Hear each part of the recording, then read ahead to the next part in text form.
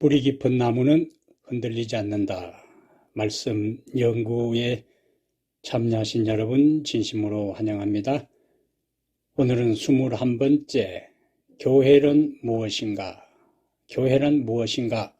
이런 주제로 우리 함께 연구를 하겠습니다. 예수 그리스도를 믿는 사람들은 교회를 다닙니다. 보통 우리가 전도할 때 교회 나갑시다 이렇게 이야기를 하잖아요. 그러면은 성경적 의미의 교회는 도대체 무엇을 말하는가? 일반적으로 사람들이 생각할 때는 교회 하면은 교회 건물을 생각하는 경우도 있습니다. 교회 건물이 교회인가? 아니면은 사람인가? 교회를 어떻게 이해하느냐에 따라서 우리의 신앙의 양상이 많이 달라집니다. 그래서 올바른 교회관을 정확하게 신학적으로 정립하는 것은 우리의 건전한 신앙생활을 이루는 중요한 기초가 되지요. 그래서 성경의 모든 말씀이 중요하지 않은 것이 하나도 없지만은 오늘 또 우리가 함께 연구할 주제도 우리의 신앙생활의 핵심적인 요소가 됩니다. 첫 번째, 스데반은 애굽에서 나와 광야에 거하던 이스라엘을 무엇이라 불렀는가? 사도행전 7장 38절에 시내산에서 말하던 그 천사와 우리 조상들과 함께 광야 교회에 있었고 또 살아있는 말씀을 받아 우리에게 주던 자가 이 사람이라. 이건 스데반이 사내들인 앞에서 죽기 전에 설교할 때 그가 한 말씀이지요. 이 사람이라 하는 것은 모세를 이야기를 하는데 시내산에서 말하던 그 천사와 우리 조상들과 함께 광야 교회에 있었고, 그래서 스데반은 애굽에서 나온 출애굽한 이스라엘 백성들을 뭐라고 불렀냐면은 광야 교회라 그렇게 했고, 그 광야 교회 이스라엘 백성들과 함께 모세가 있었다는 것을 이야기하고 있습니다. 그래서 구약 성경에는 애굽에서 나온 이스라엘 백성들을 제사장 나라, 출애굽기 19장 6절에서 말하는 대로 거룩한 백성, 그 다음에 하나님의 성민, 이러한 용어를 사용해서 이스라엘을 표현했는데 결국 이스라엘은 스데반이 말한 것처럼 구약 시대의 하나님의 교회였습니다. 이스라엘은 구약 시대의 교회였다.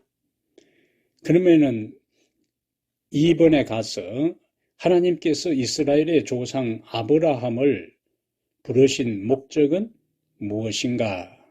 이스라엘의 조상 아브라함을 부르신 목적을 알면은 그 후손들인 이스라엘을 통해서 하나님께서 무엇을 기대하시는가 하는 것을 우리가 미루어 짐작할 수 있잖아요.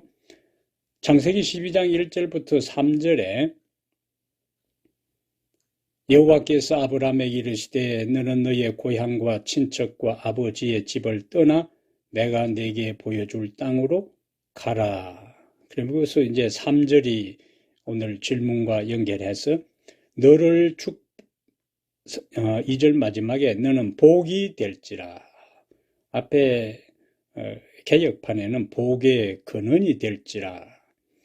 너를 축복하는 자에게는 내가 복을 내리고 너를 저주하는 자에게는 내가 저주하리니. 3절 마지막에요. 땅의 모든 족속이 너로 말미암아 복을 얻을 것이라. 이 3절이 하나님께서 아브라함을 부르신 가장 핵심적인 목적이 될 수가 있죠. 땅의 모든 족속, 이거는 이스라엘 족속뿐만 아니라 이스라엘 주변에 이 땅에 존재하는 모든 민족, 모든 나라 사람들이 아브라함을 통해서 복을 받도록 하는 것이 하나님의 목적이었다는 거지. 아브라함을 통해서 복을 받게 한다는 것은 아브라함의 후손 이스라엘이고 이스라엘은 바로 구약의 교회라는 거지요.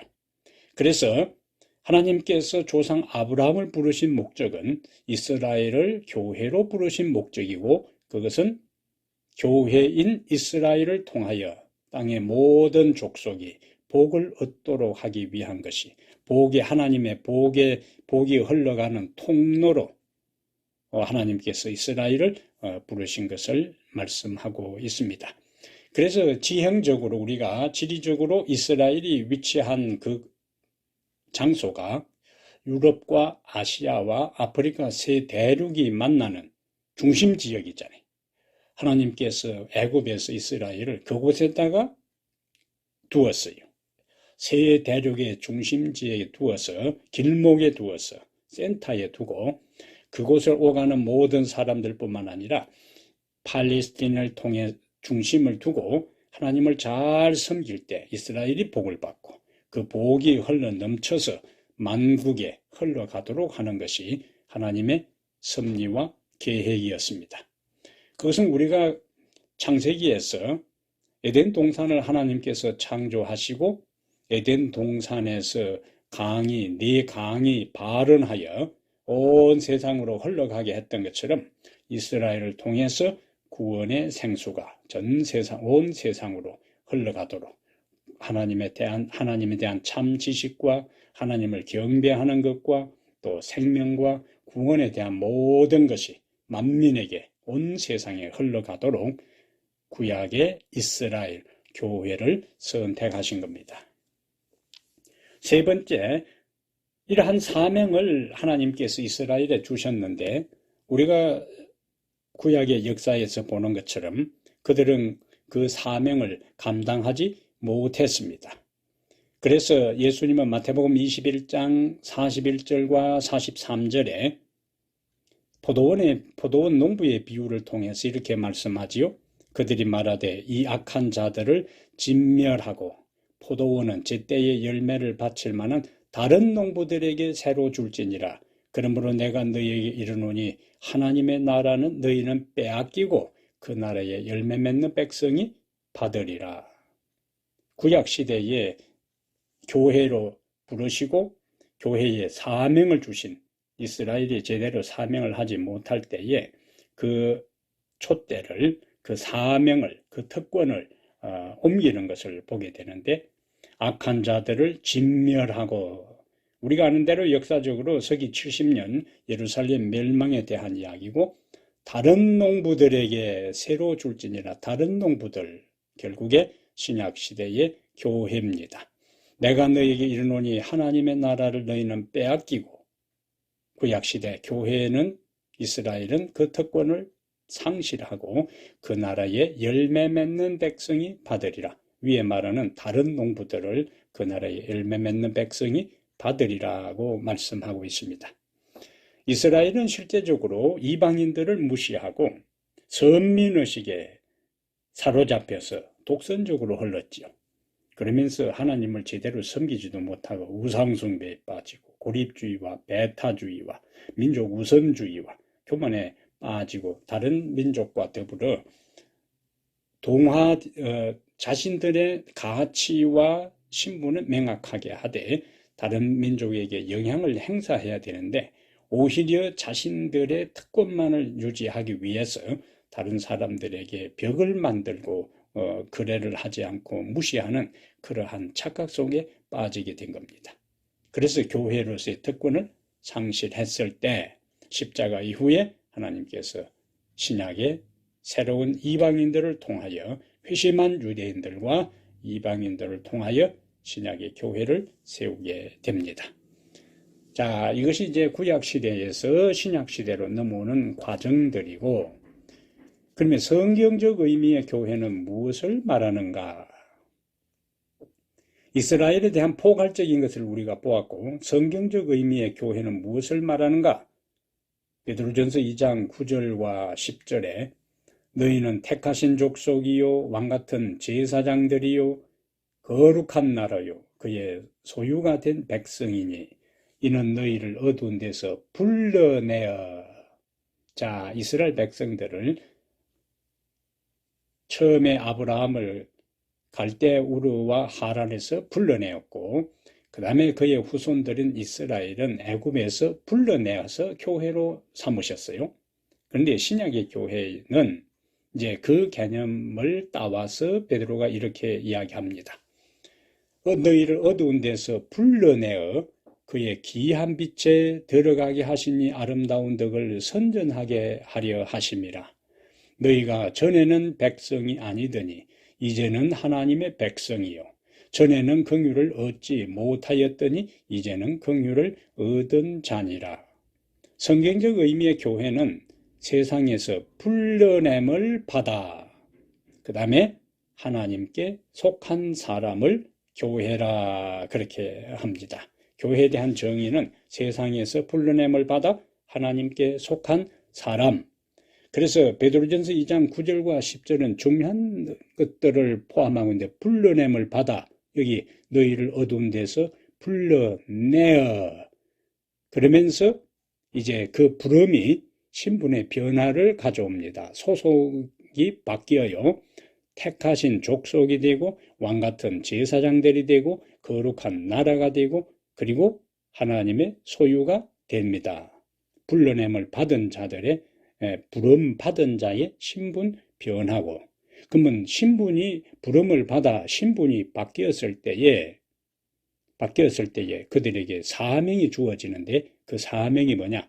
그의 기이한 빛에 들어가신 이의 아름다운 덕을 선포하게 하려 하심이라. 그러면서 과거와 현재를 비교합니다. 전에는 백성이 아니더니 이제는 하나님의 백성이요. 전에는 긍휼을 얻지 못하더니 이제는 긍휼을 얻은 자니라. 부름 받은 다음에 신분이 바뀌고 그리고 신분의 변화에 따라서 사명이 달라지지요. 신약의 교회입니다. 부름 받은 하나님의 백성. 그래서 교회는 예배하는 장소가 아니라 예배하는 사람들이다.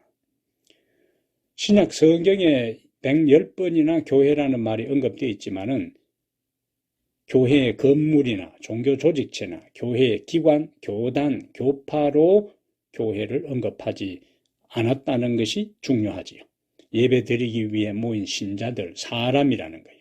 그리고 어떤 특정한 지역에 살고 있는 사람들, 신자들, 그 다음에 한 개인의 집에서 말씀 집회를 가지고 있는 일단의 신자들. 좀 더 이제 광의적인 넓은 의미에서 세계 전역에 있는 모든 신자들이 다 하나님의 교회가 되는 것이고, 그 다음에 유니버설, 우주적인 교회가 나오지요. 하늘과 땅의 모든 충성스러운 하나님을 경배하고 섬기는 사람들이 결국에 다 교회라는 개념입니다. 그래서 교회 하면은 세상에서 불러냄을 받아 하나님께 속한 사람들이고, 교회는 하나님을 섬기는 사람들, 어느 특정한 지역에 있는 사람들, 전 세계에 흩어져 있는 하나님의 백성들, 그 다음에 가장 우주적인 면으로 하늘과 땅의 모든 충성스러운 하나님의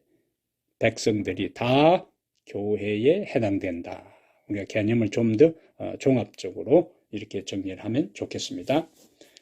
그 다음에 신약 성경에서 이제 우리가 교회에 대한 은유적 표현들이 많이 나오는데, 은유적 표현, 은유다, 은유법, 우리가 국어 시간에 배우잖아요. 은유법. 내 마음은 호수요. 내 마음은 호수요. 어떤 사물을 가지고 추상적인 것들을 비유하는 표현이지요. 자, 교회는 신약 성경에 은유적으로 가족이다. 교회는 가족이다. 하늘 한 가족이다. 마태복음 12장 50절에 예수님께서 누구든지 하늘에 계신 내 아버지의 뜻대로 하는 자가 내 형제요, 자매요, 어머니다. 이것은 예수님께서 다른 데 가서 전도 활동을 할 때에 형제와 모친들을 이 당시 종교 지도자들이 부추겨서 예수님의 활동을 중지시키기 위해서 예수님을 데리러 왔을 때 누가 내 형제요 모친이냐 예수님이 질문을 던집니다. 예수님에게 있어서는 자신의 실질적인 모친, 어머니, 그 다음에 친형제들보다 영적인 면에서 하늘에 계신 내 아버지의 뜻대로 하는 자가 내 형제요, 자매요, 어머니다. 예수님의 가족 개념은 다르지요. 예수님의 가족 개념은 육체적인 일반 그 가문의 그러한 관계를 뛰어넘는 광의의 하나님과 관계 속에서 형제 자매가 맺어지는 것을 강조하는 겁니다. 그러면 어떻게 우리가 하나님의 가족이 될 수 있는가? 하나님의 가족은 교회라면은 어떻게 하나님의 가족이 될 수 있는가? 요한복음 1장 12절에 영접하는 자 곧 그 이름을 믿는 자들에게는 하나님의 자녀가 되는 권세를 주셨다. 이렇게 말씀하잖아요. 우리가 형제 자매다. 부모, 아버지다, 어머니다 하는 그 관계는 한 부모에게서 우리가 태어날 때 서로의 관계가 어떻게 되죠? 형제 관계잖아요. 그리고 나를 낳게 하신 분이, 나를 존재하게 하신 분이 아버지가 되고 어머니가 되어서 한 가족을 이룹니다.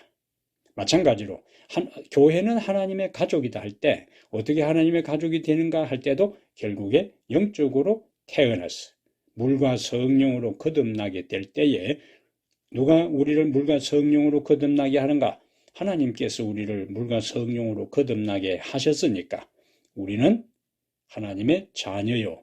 우리를 새 생명으로 출발하게 하신 분이 하나님과 성령이시니까 우리는 그분의 자녀될 때고 그분의 자녀된 우리들은 서로 형제 관계로서 온 우주적인 한 가족을 이루게 됩니다. 하나님을 아버지라 부르고 서로를 형제, 자매로 부르는 가족, 교회가 되는 것이죠. 그래서 우리가 속해 있는 각 교회들이 각자의 의식 속에 우리는 한 하나님을 섬기는 사람으로 우리 서로는 형제, 자매, 한 가족이라는 것들을 의식하고 교회 신앙생활을 할 때에 교회 분위기가 훨씬 기계적이고 형식적이고 어떤 그런 것보다 화목하고 사랑하고 돌보고 우애하고 서로를 이해하고 또 용납하는 그러한 가족적 분위기 속에 교회가 유지될 것이라 생각을 합니다. 세 번째, 예수님은 우리를 무엇이라 부르는가? 히브리 2장 11절에 거룩하게 하시는 이와 거룩하게 함을 입은 자들이 다 한 권원에서 난지라. 그러므로 형제라 부르기를 부끄러워하지 아니하시고, 예수님이 하나님을 아버지라 불렀던 것처럼 예수님은 우리를 형제라 부르는 거예요. 예수님과 우리는 형제 학렬이. 그래서 예수님과 우리는 한 가족입니다. 훨씬 느낌이 다르잖아요. 감성적으로. 자, 여섯 번째. 또 다른 은유는 교회는 그리스도의 몸이다. 에베소 1장 23절에 교회는 그의 몸이니, 교회를 그리스도의 몸에 비유하는 것은 교회와 그리스도의 긴밀 생명적 관계입니다. 생명적 관계예요. 교회는 그리스도의 몸이라 할 때 우리는 그의 지체라 한다면은 그리스도와 우리는 생명적 관계로 뗄래야 뗄 수 없는, 분리될 수 없는 긴밀한 관계라는 거예요. 조금 더 이제 자세히 보겠습니다. 7번에 그리스도가 교회의 머리가 되고 신자는 몸의 지체가 된다고 할 때 이것이 어떤 영적인 의미를 내포하고 있는가? 7의 1 보겠습니다. 그리스도는 교회의 머리가 되고 우리는 그의 몸이다. 교회는 그의 몸이고 우리 각 개인은 몸의 지체라고 할 때 어떤 의미가 있는가? 교회는 그리스도에게 복종해야 한다는 거예요. 에베소 5장 24절에 그러므로 교회가 그리스도에게 하듯 아내들도 범사에 자기 남편에게 복종할지니라. 아내들이 남편에게 복종하는 것처럼 교회는 그리스도에게 복종해야 된다. 왜? 그리스도가 머리가 되신다는 거예요. 머리의 지침과 가르침에 순종할 때 나머지가 더 화평하고 행복한 것입니다. 효율적이고. 두 번째, 그리스도가 교회의 머리가 되고 신자가 몸의 지체가 된다 할 때 7의 1의 머리의 개념은 지도력에 대한 중심에 대한 표현이고 또 머리를 하는 것은 에베소 4장 15절에 오직 사랑 안에서 참된 것을 하여 범사에 그에게까지 자랄지라 해놓고 어떤 말씀이 연결되죠? 그는 머리니 곧 그리스도라. 머리는 제일 높은 곳에 있잖아요. 제일 위에 있습니다.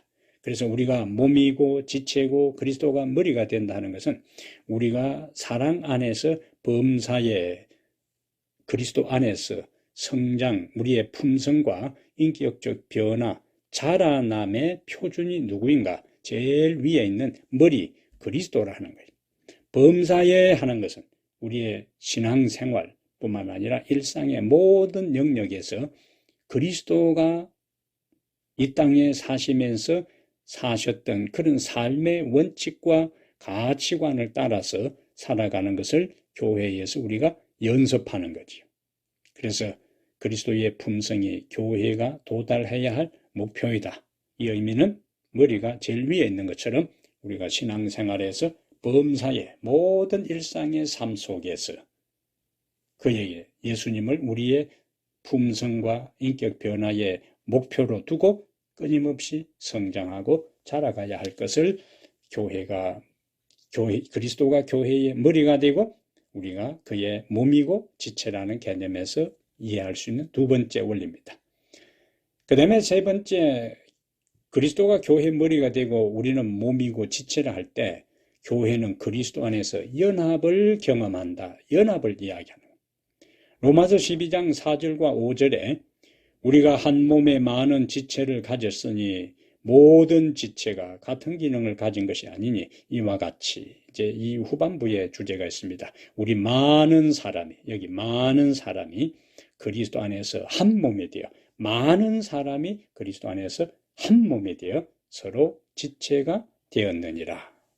이것은 그리스도가 머리가 되고 우리가 몸이고 지체라는 것은 온전한 연합을 강조합니다. 그래서 한두 사람도 아니고 많은 사람이 그리스도 안에서 한 몸이 되어 서로 지체가 되었느니라. 예수님께서는 요한복음 17장 21절에서 그가 대제사장 기도를 드리면서 중요한 기도를 드리잖아요. 요한복음 17장 21절에 아버지여, 아버지께서 내 안에 내가 아버지 안에 있는 것 같이, 그것은 온전한 연합이요 하나됨이요 그들도 다 하나가 되어 우리 안에 있게 하사 세상으로 아버지께서 나를 보내신 것을 믿게 하옵소서. 예수님은 마지막 그가 이 겟세마네 동산의 기도를 드리러 가기 전에 드린 마지막 제사장적 기도에서 강조한 것 중에 하나가 하나됨입니다. 하나됨. 그러면 교회는 그리스도의 몸이고 우리는 그의 몸, 지체라고 할 때에 뭘 강조한다고요? 연합. 그래서 우리가 이것을 신자들 한 사람 한 사람이 그리스도는 우리의 머리가 되고 우리는 그의 몸과 지체가 된다고 할 때 뭘 의식해야 되는가? 연합입니다. 교회 안에서 철저한 연합, 하나됨. 예수님의 마지막 기도도 하나됨이에요. 왜냐하면 하나되기가 쉽지 않기 때문에 그 기도를 드린 거죠.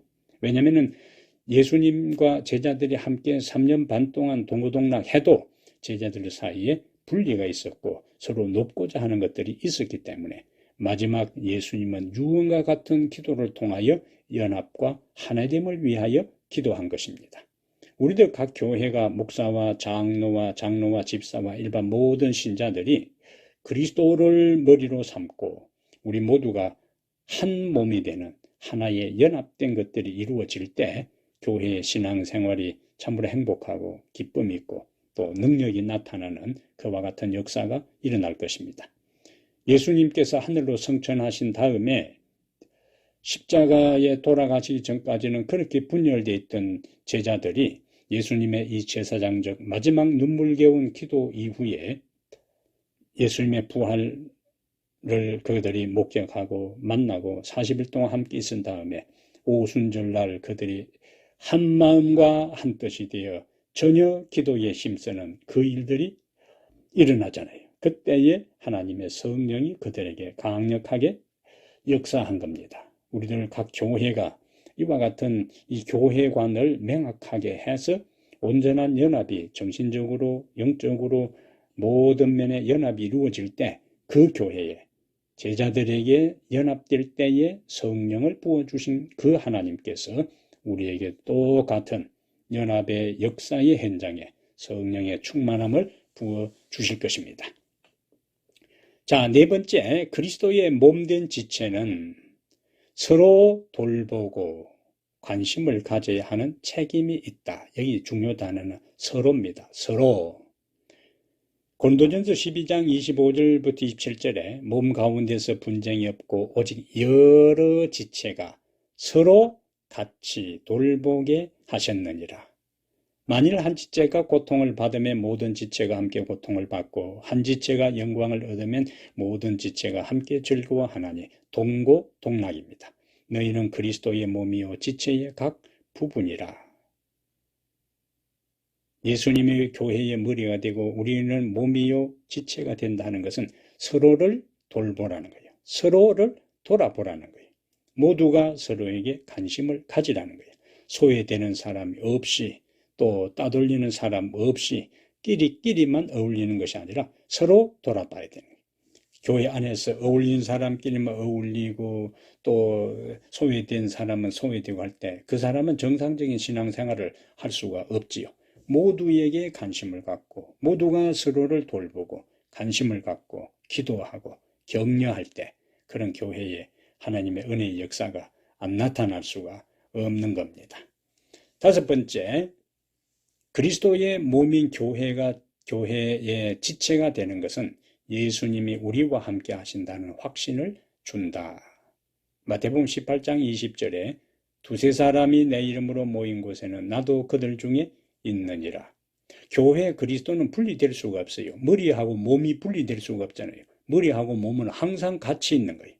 그러면 교회는 몸이고 그리스도는 머리라면은 교회에 언제나 그리스도가 함께 한다는 것을 이미 그 말씀이 확실하게 우리에게 보여주고 있는 겁니다.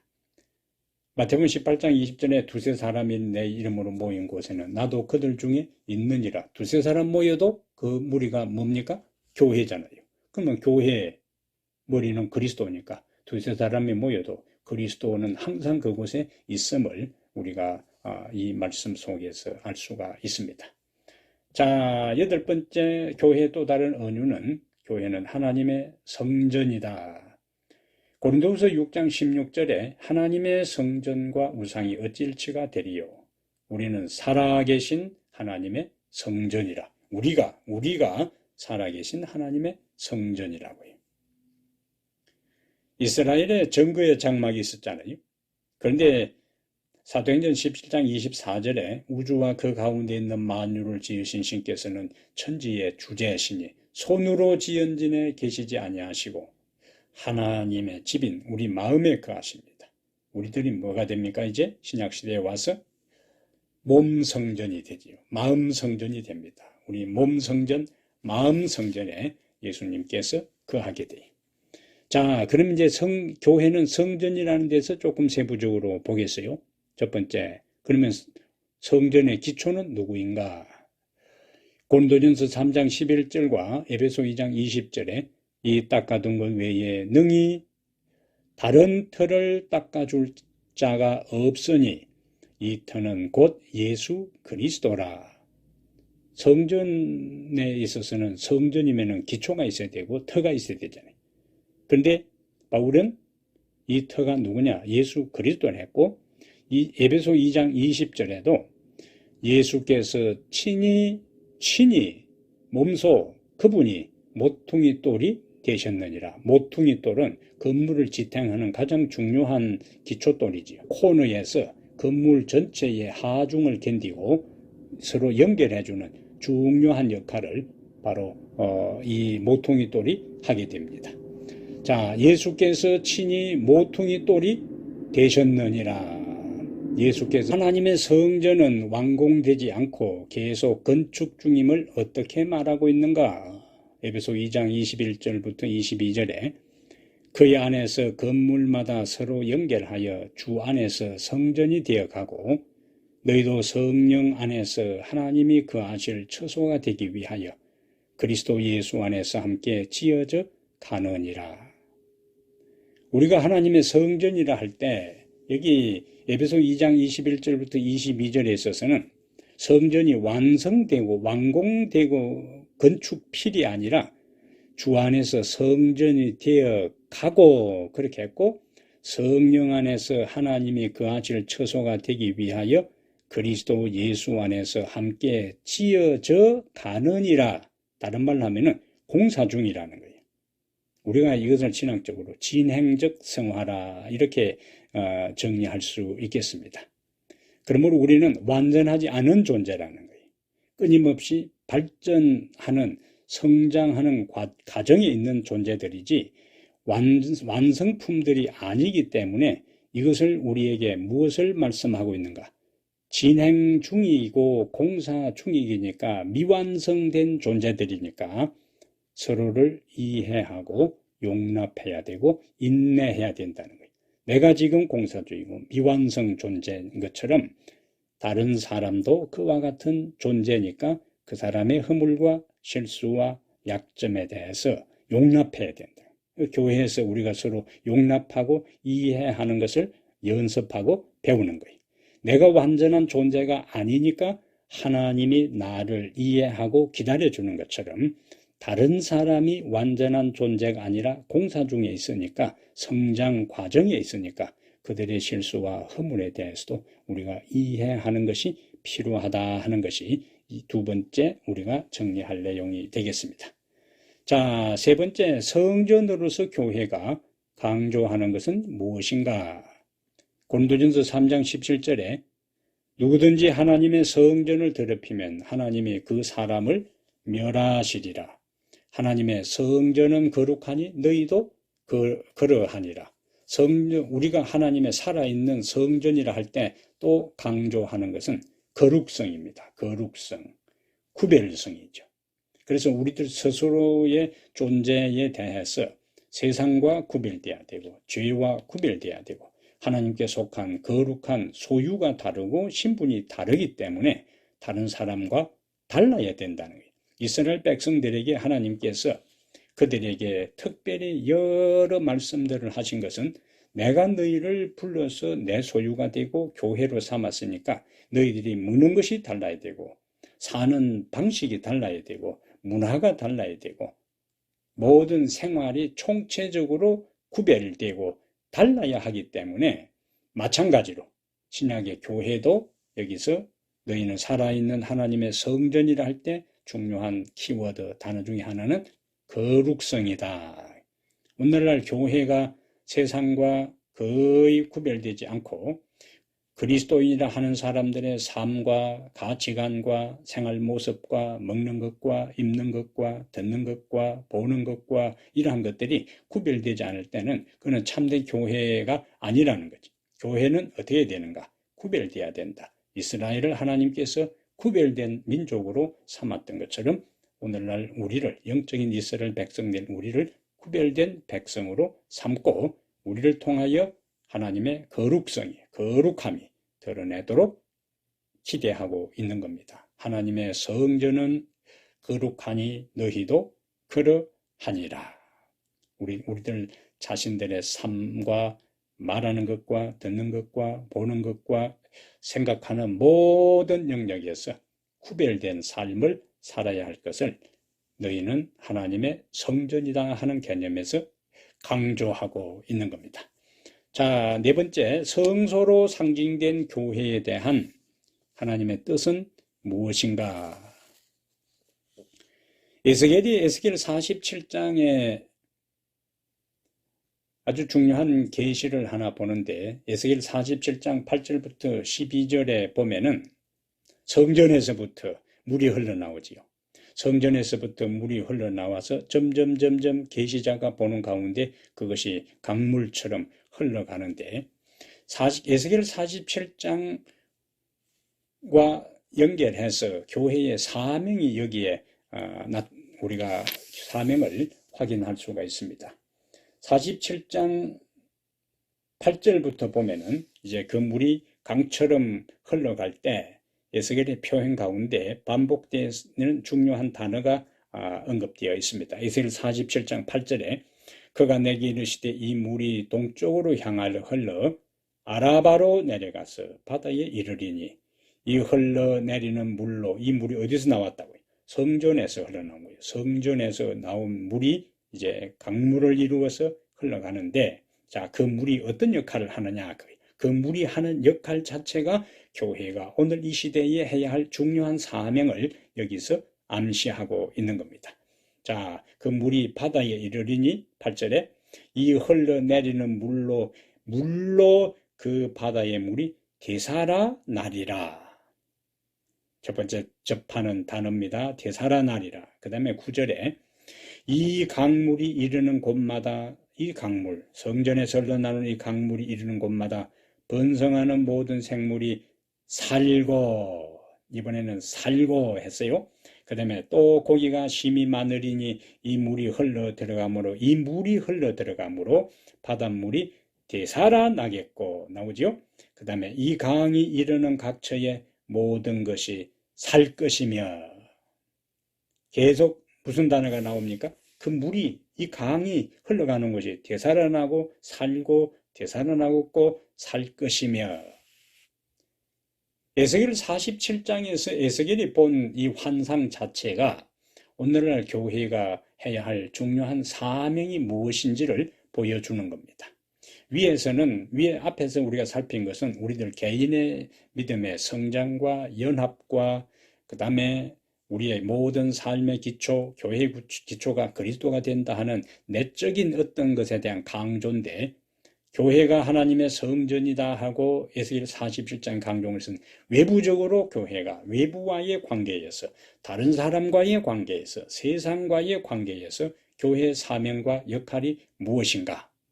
그것은 강물이 흘러가는 것보다 그 죽은 강물을, 죽은 바다를, 죽은 나무를, 죽은 고기를 살리는 것처럼 교회는 세상을 살리는 사명이 있다는 겁니다.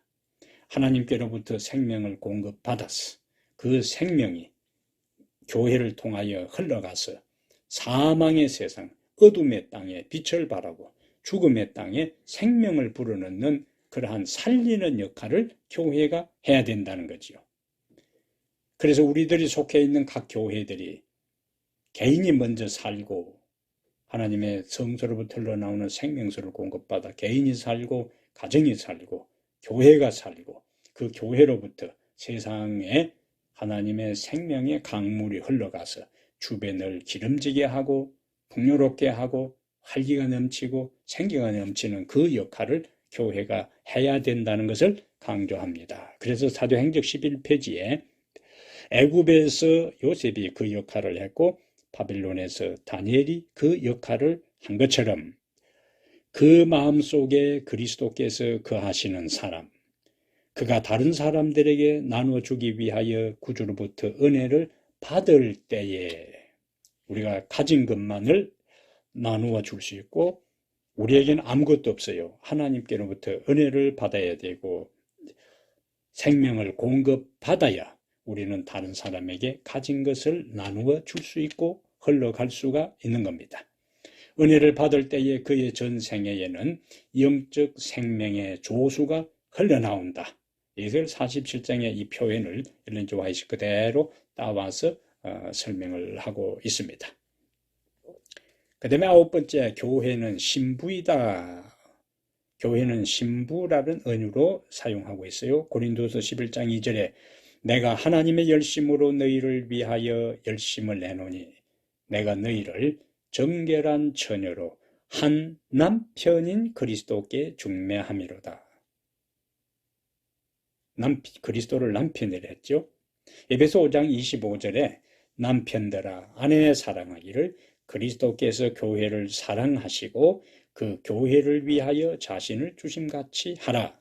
그러면 교회는 신부라는 이 언어적 표현은 교회가 신부라는 이러한 의미는 그리스도와 신자 사이에 존재하는 사랑의 관계입니다. 사랑의 관계.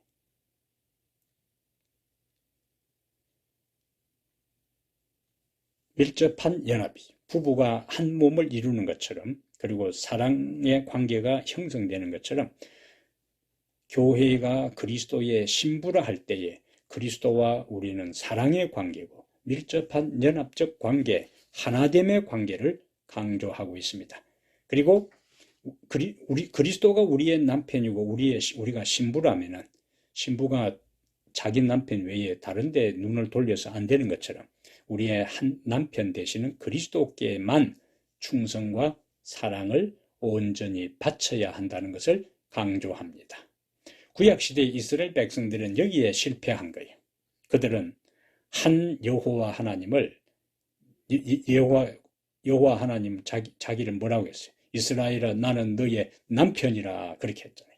근데 우리가 아는 대로 호세아서에서 남편 되시는 하나님 만군의 여호와를 버리고 이스라엘이 반복해서 배도할 때 영적인 간음으로 이스라엘을 심판하는 경고의 음성이 호세아 선자를 통해서 증거되는 겁니다. 그리스도는 우리의 남편이고 우리는 그의 아내이기 때문에 그리스도에게 온전한 충성과 사랑을 바쳐야 한다. 이것이 교회가 신부라는 개념에서 주는 첫 번째 메시지고, 신부인 교회를 그러면 그리스도께서는 어떻게 정결하게 하시는가? 신부, 아름다움, 깨끗함의 이미지잖아요. 에베소 5장 26절 27절에 이는 곧 물로 씻어 말씀으로 깨끗하게 하사 거룩하게 하시고 자기 앞에 영광스러운 교회로 세우사 티나 주름 잡힌 것이나 이런 것들이 없이 거룩하고 흠이 없게 하려 하심이라. 신부가 신랑을 만나 결혼을 하기 전에 가장 아름답게 꾸미는 것처럼 예수님께서 우리를 하늘 혼인잔치에 참여하기 전에 이 땅에서 우리를 그분이 말씀으로 그분의 의로 정결하게 하고 깨끗하게 해서 우리의 모든 더러운 옷을 벗기고 당신의 온전한 의의 두루마기를 입히셔서 온전한 신부로 삼아 만들어 하늘에서 하늘 혼인잔치에 참여하도록 우리를 준비시켜 주실 것입니다. 자, 두 번째, 신부인 우리를 버리지 않을 것에 대한 예수님의 말씀은 무엇인가? 보통 신랑이 마음이 바뀌기도 하고 신부가 마음이 바뀌기도 하고 그래서 이혼이라는 그러한 비극적인 일들이 자주 일어나는데, 성경에서 예수님과 우리들 사이가 남편과 아내, 신랑과 신부 사이이기 때문에 신부인 우리를 예수님 신랑 되고 남편 되신 예수님은 절대로 버리지 않는 분입니다. 요한복음 14장 18절에 내가 너희를 고아와 같이 버려두지 아니하고 너희에게로 오리라. 우리의 신혼 보금자리를 요한복음 14장 1절부터 3절에 신혼 보금자리를 마련하기 위해서 그분이 하늘에 먼저 선발대로 가셔서 우리가 그분과 함께 살 신혼 보금자리를 다 준비하면은 그분이 다시 와서 우리를 데리고 갈 것입니다. 여호수아 1장에도 하나님께서 여호수아에게 중요한 말씀을 하시죠. 내가 너를 떠나지 아니하며 버리지 아니하리니. 사람은 버릴 수도 있고 사람은 마음이 변할 수도 있고 사랑이 식어질 수도 있고 떠날 수도 있습니다. 그러나 우리의 신랑 되시고 남편 되시는 그분은 절대로 마음이 변하지 아니하고 한결같은 마음으로 우리를 사랑하시고 우리가 그분과 함께 그할 하늘의 신혼 보금자리를 준비하고 그것이 마치면 기다린 우리를 그곳으로 데려가기 위해서 오실 겁니다. 저는 우리나라 그 고전 소설 가운데 춘향이가 이도령이가 오기를 기다리면서 수절을 했던 그것들을 항상 생각합니다. 예수님이 오실 때까지 우리가 세상의 어떤 변질된 사랑으로 유혹당하지 아니하고 그분이 오실 때까지 우리의 사랑을, 우리의 충절을 유지하고 지키는 것이 필요하지 않을까 싶습니다. 자, 10번에 교회는 세상으로 보냄을 받은 그리스도의 제자들의 모임이다. 서론에서 교회는 무엇인가? 교회는 세상에서 불러냄을 받은 하나님의 백성이고 그것으로 그냥 우리끼리 있어서는 안 되는 거예요. 다시 이제는 함께 있으면서 훈련되고 준비되고 교육받고 한 다음에 요한복음 20장 21절에 예수님께서 아버지께서 나를 보내신 것 같이 나도 너희를 보내노라. 아버지께서 예수님을 사명자로 이 땅에 보냈어요. 왜 보냈는가? 사람들을 구원하도록. 사도요, 사도. 보내심을 받은 자, 아포스톨로스, 사도입니다. 예수님은 사도로 이 세상에 오셨어요. 하나님의 사신으로. 이제 그분이 세상에서 제자들을 불렀어요. 훈련시켰어요. 그들을 다시 세상에 보냅니다. 사도로 보냈어요. 그들을 세상에 있는 사람들을 구원하도록 하기 위해서. 그래서 나도 너희를 보내노라. 1차적으로는 예수님의 제자들이죠. 그 다음에 그 제자들을 통해서 복음이 세상에 전파되었고 오늘 우리까지 복음을 받아들이게 되었으니까 이제 우리가 교회가 다시 세상에 복음을 전하는 그 역할을 감당할 것을 강조하고 있는 겁니다. 보낸다. 여기는 사명을 가지고 보내는 거예요. 무슨 사명인가? 사람을 구원하고 생명을 공급하는 그 사명을 가지고 세상에 보내는 겁니다. 그래서 우리 교회가 우리끼리 모여서 그냥 식사하고 예배드리고 말씀 배우고 교제하고 친교하는 그 차원이 아니라 그 모든 것들은 궁극적으로 이제는 아울리치, 밖을 향하여 아직도 어둠 속에 있고 아직도 죽음의 땅에 생명의 빛을 전하고 생명의 강물이 흘러가도록 하는 이 역할들이 함께 있어야 된다는 거예요. 세상에서 불러냄을 받아 하나님께 속했고 이제는 다시 그 세상을 향하여 나아가 예수님이 세상에 오셔서 행했던 그 사명을 함께 행하는 것들이 바로 교회된 우리가 취해야 할 중요한 사명이 되는 겁니다. 자, 마지막 11번에 다음의 말씀을 받아들이면 각 진술에 표하여 자신의 결심을 표현하라. 교회는 하나님의 말씀에 기초한 믿음을 가지고 성령으로 거듭나 그리스도와 연합한 불러냄을 받은 무리이다. 교회는 하나님과 언약을 맺어 하나님과 교제하는 구속받은 하나님의 백성이다. 광야의 이스라엘 백성들은 구약시대의 교회였고 하나님께서는 이스라엘을 통하여 만민이 복을 받게 하셨습니다. 이스라엘이 하나님께서 주신 사명을 감당하지 못할 때 버림을 받았고 그 사명이 오늘날 교회에 주어졌다. 교회는 하나님의 가족이고 그리스도의 몸이다. 교회는 그리스도를 기초로 세운 하나님의 집이다. 교회는 그리스도의 신부이다. 교회는 세상으로 보냄받은 그리스도의 제자들이다. 오늘 말씀 여기까지 연구하겠습니다. 다음 22가 다음 주에 우리가 함께 공부를 하겠습니다. 잠깐 기도하겠습니다. 교회의 기초가 되시고 모퉁이돌이 되시고 근본이 되시는 우리 예수님, 오늘 교회에 대해서 다시 한번 중요성과 사명과 또 우리에게 주시는 기별들을, 특권들을 함께 배우도록 해주시니 감사합니다. 우리 모든 교회가 예수님이 원래 기대하고 원하시는 그 이상을 따라 교회에 주어진 사명을 감당하게 하시고 서로를 돌보고 아끼고 사랑할 뿐만 아니라 받은 바 은혜와 생명을 이제는 어둠의 세상을 향하여 나누어주는 우리를 통하여 하나님의 생명의 강물이 흘러가는 그 역할까지 넉넉히 감당하게 해 주시옵소서. 우리 주 예수님 이름으로 기도합니다. 아멘. 수고하셨습니다. 한 주일 잘 계시고 다음 시간에 또 여러분들을 다시 만나겠습니다. 감사합니다.